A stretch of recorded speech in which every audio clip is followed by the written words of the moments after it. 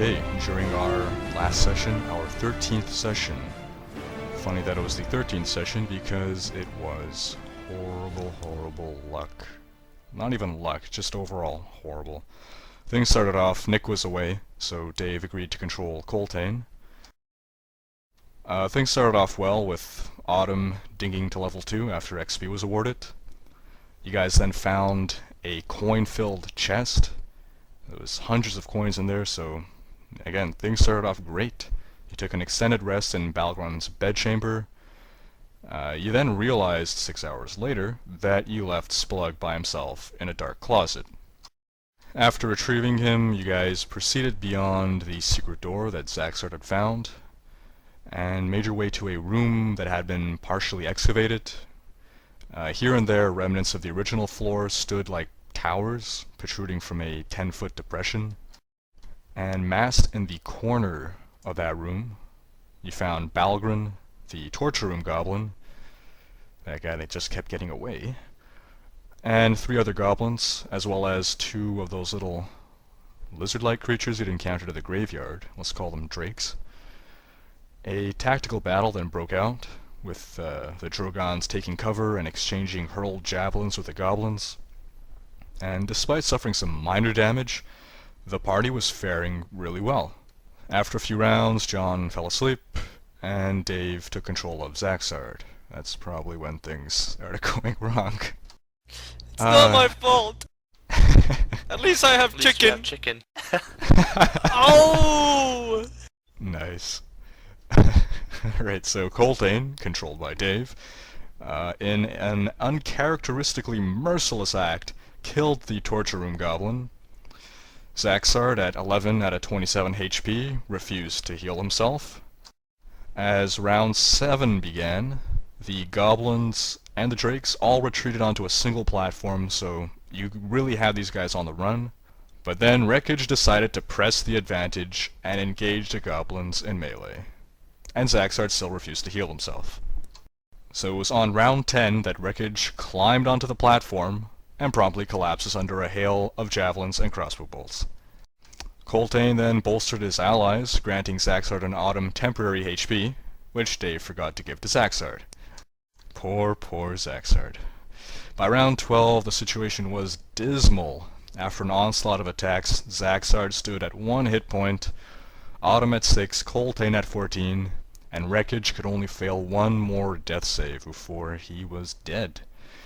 The tides of the battle had changed over the course of a couple rounds with the simple act of closing to melee.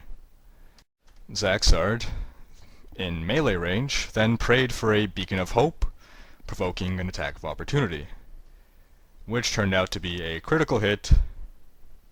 The drake bit completely through Zacsarrd's leg, tearing it off at the knee. Zacsarrd collapsed, and we all then realized that Zacsarrd was dead. That single blow outright killed him because it reduced him beyond his bloodied HP value expressed as a negative number. So that's when things went completely foobar. By round 13, ironic, 13th session, round 13, Balgron offered you guys the chance to surrender, and you grudgingly agreed. Man, I think I should have prayed for some better reflexes instead. I think you should pray you don't fall asleep, or we're gonna get you killed again. That too. So the situation as it stands, again, we are still in that same room. Autumn is at 11 out of 29, Coltaine's at 14 out of 30, Zacsarrd's dead, Rekoj is unconscious, but stable, I believe. I'm pretty sure you guys stabilized him. And there still remain 5 enemies waiting to... just waiting for you guys to make one false move so that they can murder you. Let's see this on the bright side, okay? On the bright side, the next time the number 13 is gonna pop up is gonna be at session 113. So technically speaking, we should get to a very high level and be able to not kill ourselves. What about round just 13? In case, maybe we should do, don't do anything stupid. I think most of our battles have gone beyond round 13. We could just as easily refuse to do anything that round for our own safety anyways. Rekoj lays down his weapons. Rekoj is We unconscious. did that already. His weapons have already been laid down. Damn it! Well, I laid him down again. I presume you'll be NPCing Coltaine, or would someone else like to do that? Actually, John, thank why don't you. you control Coltaine, since Yeah, you that have would no make character sense. right now. Well, if you take control of Zacsarrd, we can let you go to sleep now. Yes. No, I'll stay. Psst. Continue the fight. So Balgron advances and says, "On your knees." Oh, I don't Look, like this is getting in going- that position. Oh yeah, that was... Okay, well, Coltaine gets on Escape his from knees. Guantanamo Bay. can I control Coltaine for like 2 seconds? Okay. As Balgren says, on your knees, Coltaine shrugs and grabs Rekoj's corpse and, well, not corpse, but his body, and tries to prop him up on his knees. Don't do that, he'll bleed all over the place. I'm pretty sure he's already bleeding all over the place. But he'll do it more. It'll be like a waterfall. It's decorative.